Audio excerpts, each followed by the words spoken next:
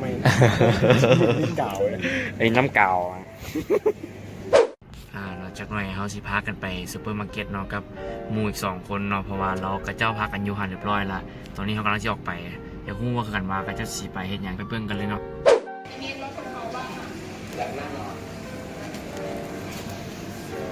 สวีทเฮีย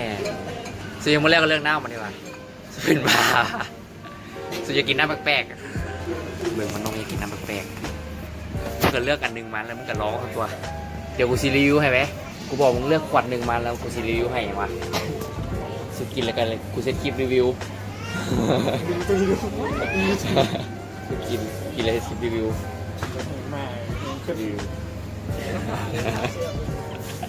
น้ำแปลกๆเต็มเลยแม่นี่เบิ่งว่าน้ำแปลกๆเนาะมึงมีแต่น้ำมาวุ้งได้กินเนาะน้ำแมวนี่ไอ้น้ำอย่างน้ำยาวสิมะลิตีตัวน้ำมะลิแต่กูไม่เข้าใจไม่ใช่ภาษาจีนไม่ใช่ภาษาจีนนะคือของปลอมแม่แม่ทำไมน้ำเก่าเลยไอ้น้ำเก่าน้ำเก่าไผ่อะนักกาแฟเด้อเฮ้ยบอกว่าน้ำเก่าบักห้างแล้วน้ำข้าวกูข้างหลังกูจิโมโหกูข้างหลังไงซื้อขนมหมดไม่เข้าหรอยังน้ำเข้าดิบอแมนคือไม่เข้าแสดงว่าแพ้แหละปิดซูต้นตีนกูมาเทคคลิปนี่กูโฆษณาหน้ามันของพ่อแม่นี่ว่าน้ำนี่ว่าอ๋อสอนไม่รีวิววางให้คลิปรีวิวนี่นี่มันกับน้ำซาเย็นมากูขี่มันเขียนสินี่อยู่บอกมึงเอาน้ำซาเย็นต้องดึงไปถึงน้ำซาน้ำซาเองกระทิงกูน้ำซาสีส้มน้ำซาสีส้มอะไรน้ำซาสีเหลืองมีเขาน้ำสรุปมึงตั้งซื้อง่ายงานน้ำซาสีเหลืองอะไรกับน้ำซาสีส้มอันนั้นบูมซื้อเครื่องดื่มแล้วเลยเครื่องดื่มอันเดียวกันเลยหน้าตาของมันอันเดียวกันเลยเอาซื้อเลือกอันหนึ่งไม่สูง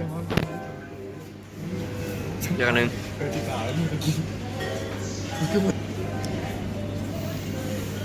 นิสาอันนี้น้ำอย่างนี้เนี่ยนิสามิวทีเองบอกอยู่นี่ปอบเบนกลัวแซบกลัวน่าจะแซบตัวนี้กลัวน่าจะแซบตัวนี้แต่ว่าเห็นภาษาจีนแล้วพูดจะยังไงบูตัวนี้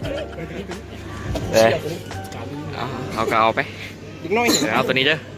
แล้วเขาเช็ดคลิปรีวิวกันเด้อที่กดตัวนี้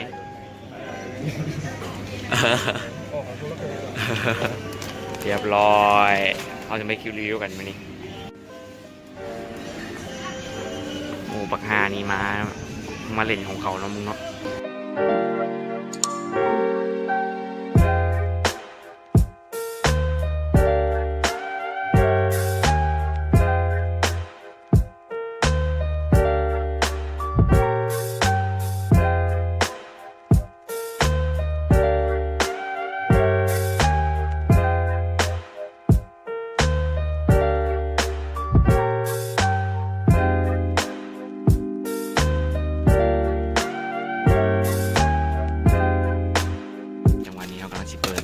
เรียมรถน้ำแปลกๆยังซื้อมาจากห่างแม่ยังระบุซื้อบอกกับเจ้าบริษัทสปอนเซอร์ฟังเถอะฟังเบิ่งแต่สัญลักษณ์กับภาษาจีนละมาซิมเลยเอาซิมเลยพูดตลองเขาเนาะบีเราสิลองซิมมึงเนาะกินเป็นไง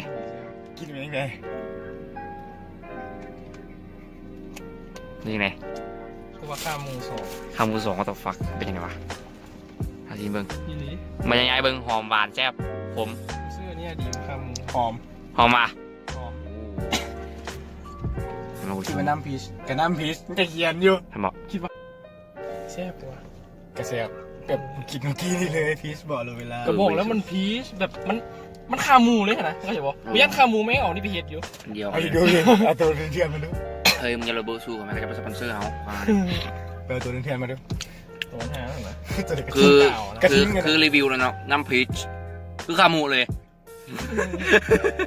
คามูสองแซ่บหอมหวานเลยอันเดียวกันเลย